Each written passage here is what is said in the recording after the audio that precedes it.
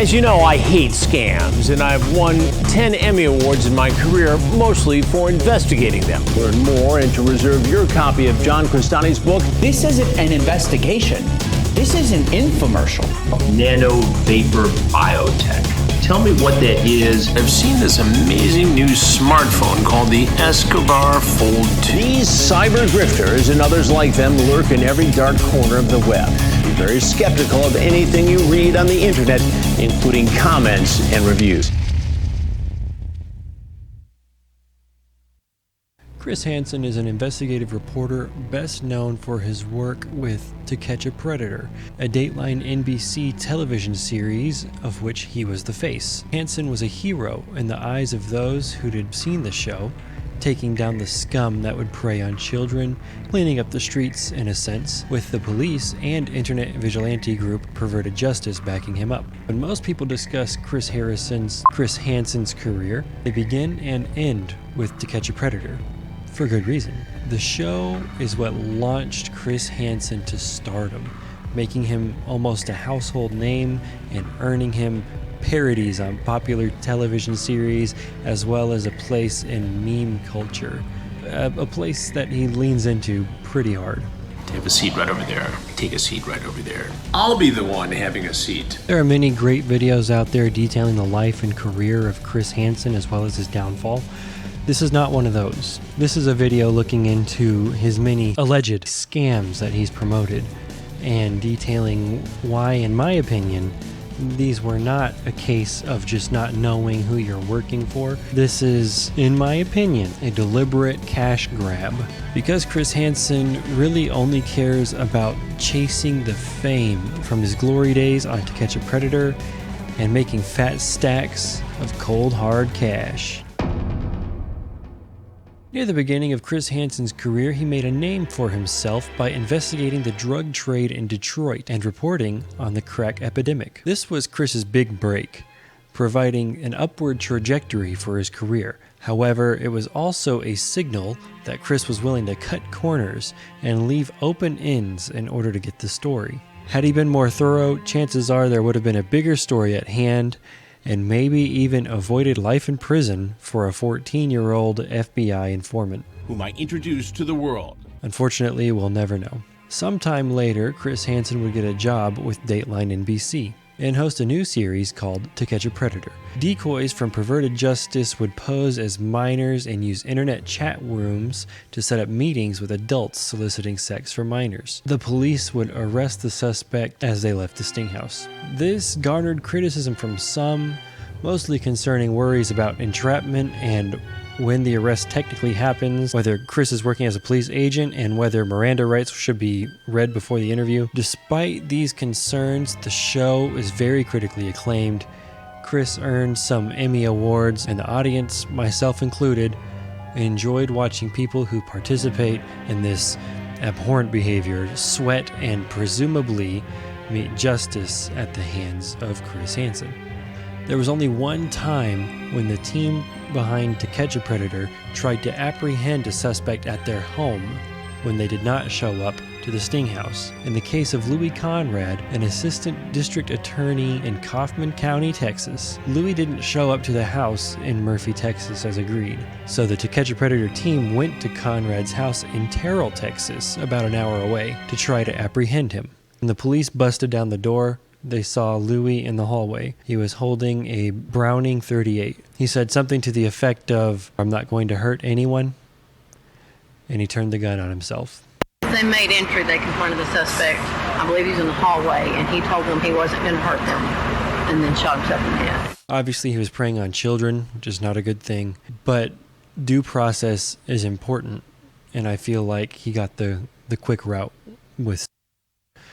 There are some ways that arguably they could have prevented his, and he could have faced the full extent of the law, whatever that might be. But the sister of Louis Conrad would press charges against Dateline NBC, and they settle outside of court. Once the show is over, Hansen stays on Dateline. Chris Hansen takes on a different kind of predator. He stayed on Dateline. He did shows such as To Catch a Con Man. Now that's irony. Hansen and Dateline NBC as a whole were chasing the success of To Catch a Predator and really not finding the same numbers as they once had. There was a whole cheating scandal which Chris Hansen would lie about, and when proven true a few years later, he would be fired from Dateline NBC. He would then go to YouTube and start the so-called Onision investigation. A champion has been summoned. Chris fucking Hansen has entered the Smash Bros arena and is now hunting Onision, in which his performance ultimately led to disappointment. All you've been doing, Chris, is regurgitating every single thing that other creators have done and put out on the internet with this high-tier supposed expose of new information. There's nothing new. This was going to be the greatest anime battle arc of all time. But it didn't really happen, ladies and gentlemen, because Chris Hansen came onto the YouTube scene and did even less than anyone could have fucking expected. Honestly, with all of this bumbling around, you've made the job easier for Onision to protect himself going forward. He would start talking about Davi vanity, which also led to disappointment. I kept asking Chris, because she was really scared to go through with it, because this girl, he's still calling her. She was sending me screenshots where he's calling her literally 30 times a day. I kept telling him about it on the phone, and I was like, hey, did you hear back from somebody? When can we do something about this? And it was just I will soon. I have this here. I'm waiting on hearing back from somebody else. I'm waiting on this. I'm waiting on that. And then 2 weeks go by, and this girl FaceTimes me again, and we're like, okay, you know what? Fuck it. We're not going to wait for Chris Hansen. We're just going to do this now. And then mid-call with this girl, she realizes that Davi has blocked her because he got suspicious. Ultimately, continued a pattern of clout chasing disguised as investigating. Shortly after being dismissed from Dateline NBC, Chris Hansen would start a Kickstarter for a show he'd call Hansen vs. Predators. Now, this Kickstarter had some backer rewards, as Kickstarters tend to do, ranging from merch to recorded voicemails to a VIP section on the Hansen vs. Predator website, or whatever you want to call it. Now, this Kickstarter campaign raised $89,068 before he sold the show to Crime Watch Daily. I think it's really funny that whenever you look at the Hansen vs. Predators YouTube page, this video, this Kickstarter promo video, isn't on there. I felt like it was. I went to the Wayback Machine and I found it. And whenever you plug this URL into just a regular browser, you can see that Chris Hansen actually claimed this video and got it taken down for a copyright claim, which is hilarious considering he had a big backlash with copyright claims during his time on YouTube. Because Chris Hansen is going around. Chris Hansen, can you believe it, you guys? Chris Hansen is going around putting in false copyright strikes on as many channels as he can that have anything to do with To Catch a Predator, you know? He did blame the copyright claims on Vincent Nicotra, so take that for what it's worth. When you look at the comments on this Kickstarter, it really tells a familiar story regarding Kickstarter scams. There's a reason why I've never backed one of these. 8 months ago, still nothing. Over a year ago, did anyone receive anything? Is there a way to get our money back? Couldn't even be bothered to send out a signed photo. I mean, hell, you could even do it digitally. I can't believe I got scammed by Chris Hansen. Who's the con man now, Chris?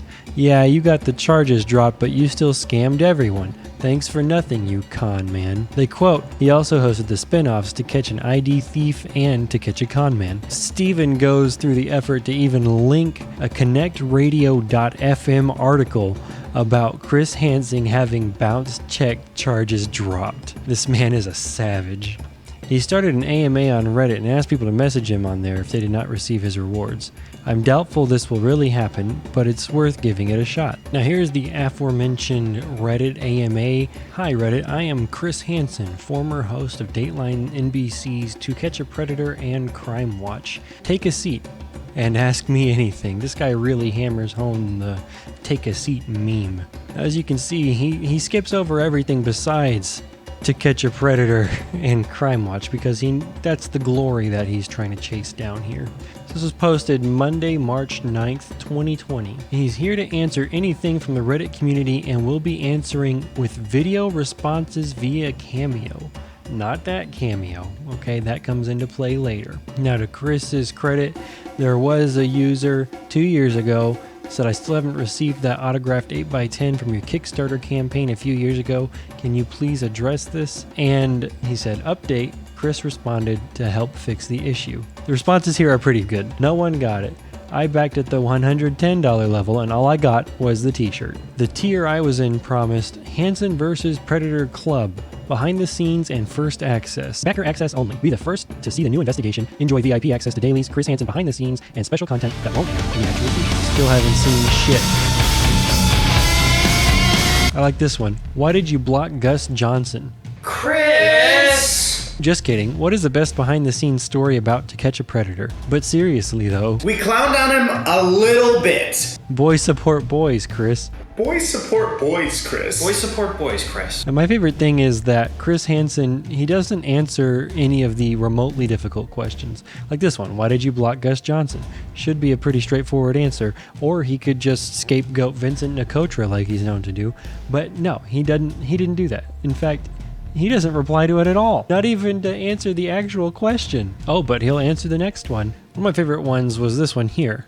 To my knowledge, no one has ever walked. This is objectively false. He has to know that nobody that was in the sting in Texas even got charged. It doesn't make sense that the rewards, for the most part, were never paid out until you look at an article from 2019, nearly 4 years after the rewards were supposed to be given, on the Daily Mail. Bad check charges dropped after he paid back $13,000 in debt. On top of that, Chris Hansen owed $58,371 on an American Express card. He owed $125,898.02 to Ally Financial Bank, $250,000 in back taxes, and he apparently owed $1,078,164.73 to U.S. Bank Trust for his house.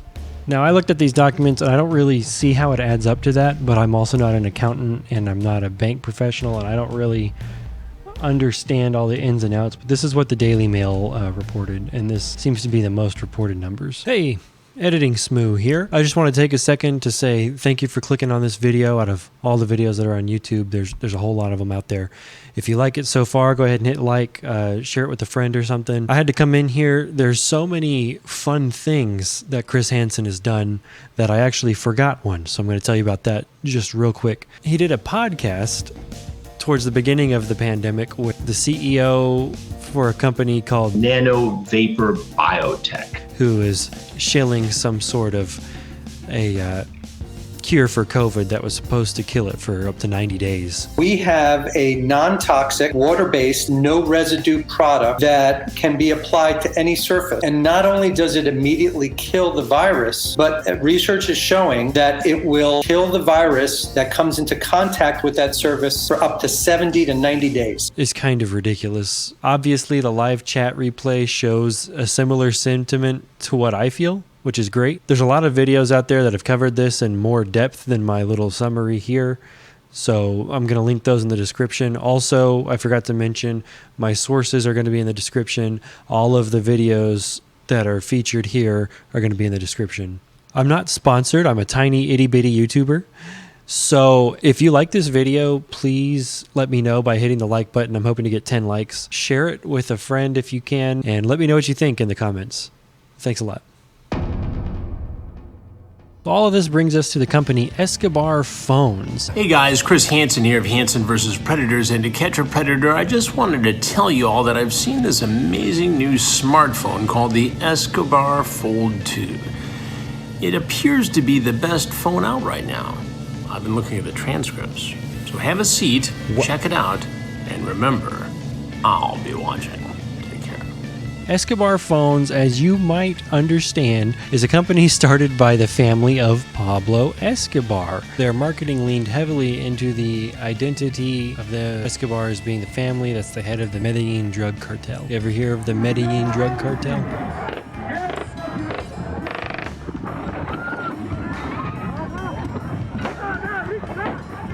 Even if you haven't, you should know that those are pretty shady people. There are some other videos, namely from Marquez Brownlee, that illustrate plainly that Escobar Phones was a scam. You take a bit of that gold off of the hinge on the back, and right underneath is that Samsung logo, right where it's supposed to be. This man was a celebrated investigative reporter. There's no way he heard the name Escobar Phones and, just like you and me, didn't immediately think about the Escobar drug cartel. The idea that he just didn't know who he was working for, it's literally called the Escobar Fold 2. I mean, come on. He just didn't care as long as he was getting paid a bag. Now, my personal favorite scam that he was a part of promoting is the work from home scam with John Cristani. Just because it's marketed as free and easy and it can make, a ton of money, don't just fall for any shiny object that's thrown your way. You can do this even if you have no experience. You can do this even if you have no tech skills.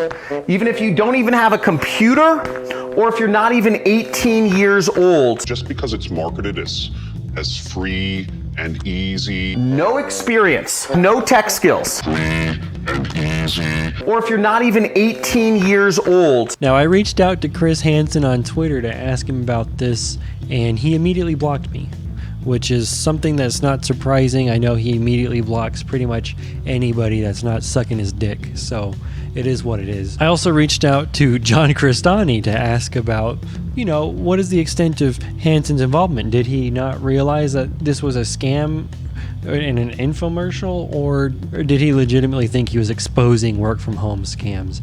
And John didn't respond to me. And then I reached out to an ex-FBI agent that is featured heavily in this scam's infomercial to ask him about his involvement, and predictably, he didn't reach out to me. I'm just a dude on YouTube with 51 subscribers at the point of these emails, so I didn't expect anybody would get back to me. But it doesn't hurt to try. I guess we'll just speculate. This is Scam Report.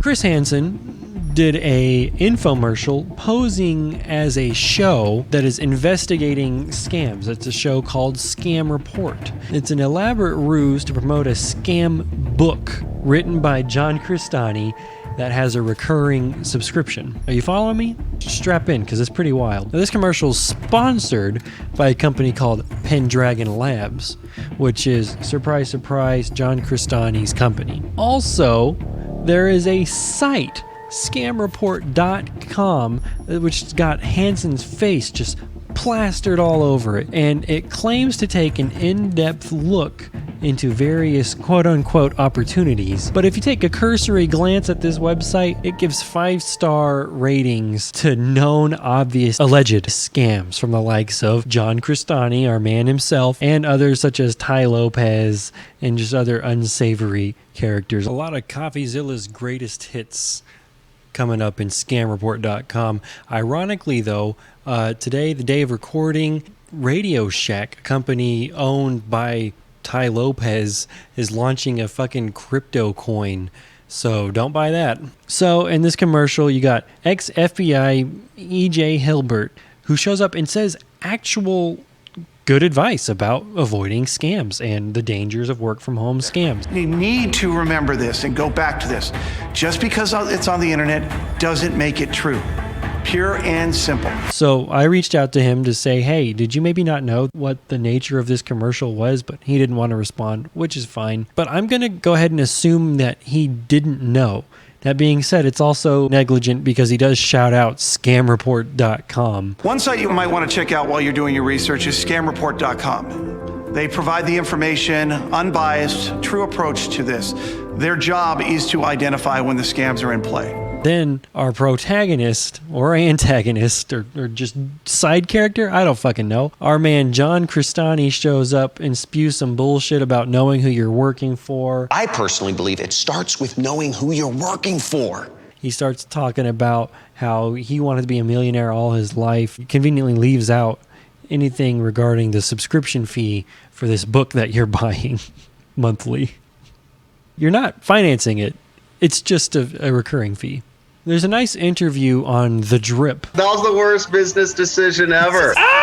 Did he take you for a ride?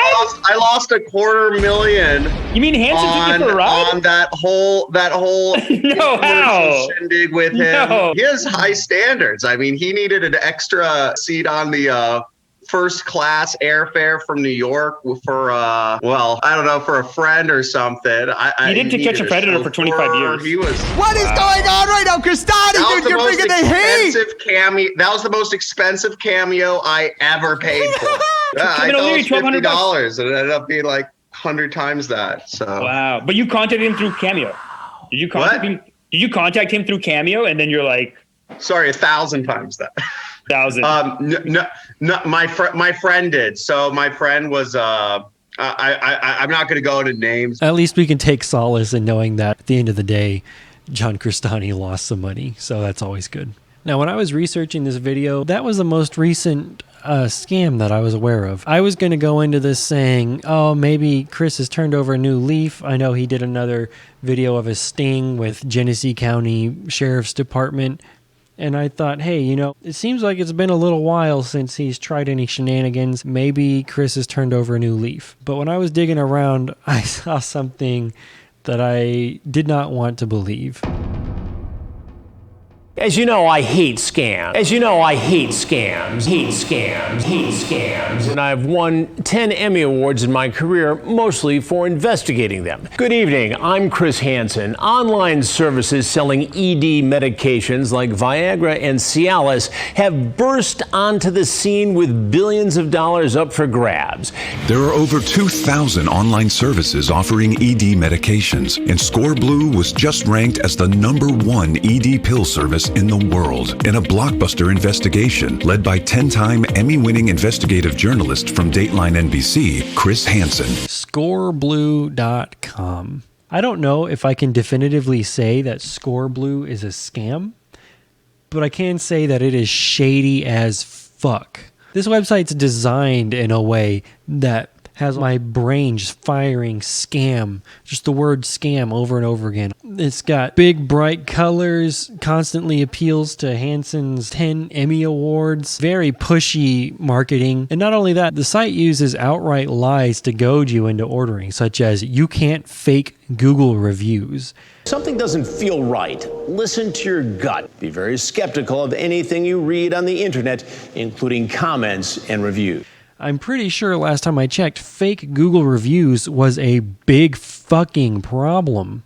The best thing is when you look at the reviews, they're predictably, apparently botted. Most of the less than 5-star reviews reference a hidden subscription fee that they apparently have a hard time canceling. What's funny is, trying to remember the name of Scoreblue, I accidentally stumbled across another website called Blue Pill Report, which looks suspiciously familiar. And it also seems to be one of the only other places that even knows that Scoreblue exists. On this website, there's a literal hit piece about an established online ED medicine distributor called Blue Chew. You see the ads for Blue Chew everywhere all over the internet, mostly on porn sites, and you hear paid ads for them on some of the top podcasts in the country.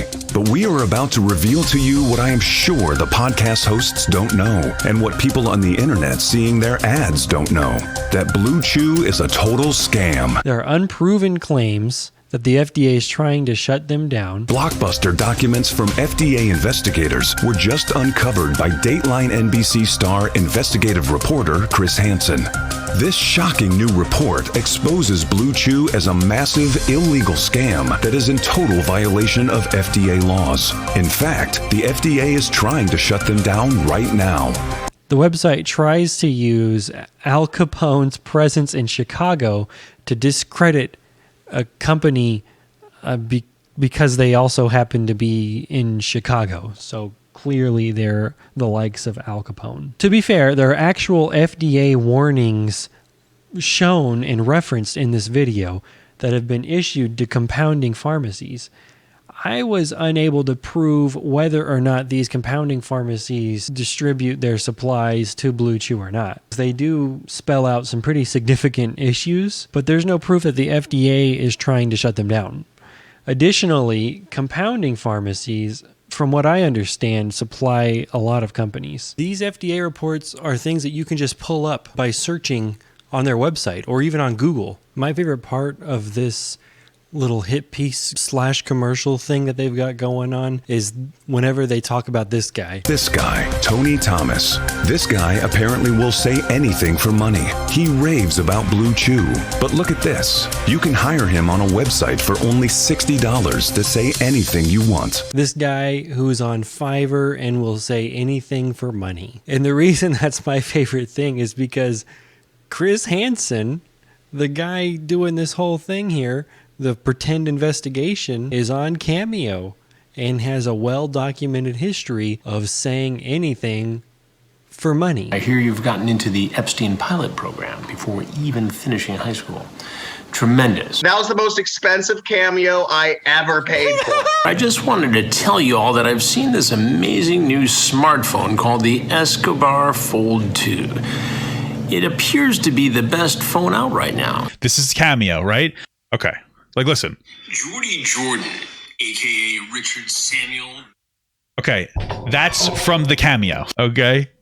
And now listen to the first 2 seconds of this.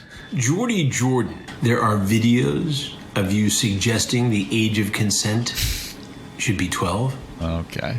Somebody paid Chris Hansen on Cameo to say that he's going to investigate Jordy Jordan. Cameo, let's see how much does it cost. $80. Somebody paid $80. I noticed this testimonial video from a bunch of Hollywood celebrities. Wonder how many of them are on Cameo. Congratulations on being number one. Everyone loves to score. I mean, here in the Hoff. Hey, it's Joe Theismann. Listen, check out Score Blue. It's a great service. Dr. Drew Pinsky here, and I will tell you from one physician to another physician, you can rest assured you'll be in good hands with Dr. Danoff at Score Blue. Freddie Lynn here from the Boston Red Sox. Shout out to you and your amazing staff over at Score Blue. Hello, fellas. Former Washington Redskin quarterback and Super Bowl 26 MVP Mark Rippon here. Score Blue, it's great. Hey, folks. Mr. October here. It's nice to have a real top doctor like Dr. Danoff. Eric Roberts here. Guys, listen. I have to tell you about Score Blue. I recommend it to all my buddies. Hey there, guys. Jim McMahon here. You are going to love it. Everything is first class. Best pills, best service, you name it. Hi, I'm Danny Bonaducci. Some of you may recognize me from the Partridge Family. I just wanted to say that I am super impressed with Dr. Danoff. I like him a whole bunch, and the whole Score Blue service. Hi, this is Raleigh Fingers, member of the Baseball Hall of Fame and a member of those great Oakland A's teams back in the early 70s. And wanted me to congratulate everybody at Score Blue for #1 rating. Hello, I'm Mike Tomczak, former NFL quarterback. They have the best pills, they're fast and easy to use. Now, to be clear, there's a lot of potential issues with getting your medicines and drugs and stuff online from any source, regardless of how reviewed or how credible they are. Your best option is usually to talk to a doctor in person. It may be embarrassing to talk about, but your doctor probably does not care that you can't get it up. That being said, I didn't sign up for an account for Blue Chew or for Score Blue to see what their prices are or anything like that. I'm not going to give these guys a single piece of my information. You don't know how much of your information they are tracking and selling. Did you read their privacy policy? Probably not. You are a lot less likely to have your information sold or stolen from a doctor that you go see in person than you are from a mega website such as Blue Chew or to a much lesser extent Score Blue. Anyway, end of the day, given all this information, I do think that it's pretty clear this repeated behavior of backing scams and likely scams is a symptom of a larger moral issue that he's got going on, as well as a lack of funding. I do hope that he's able to turn things around. Chris, if you're watching this, I hope that you're able to turn things around, man. I looked up to you for most of my life. Anyway, that's about it. Thanks for watching. I'll catch you later.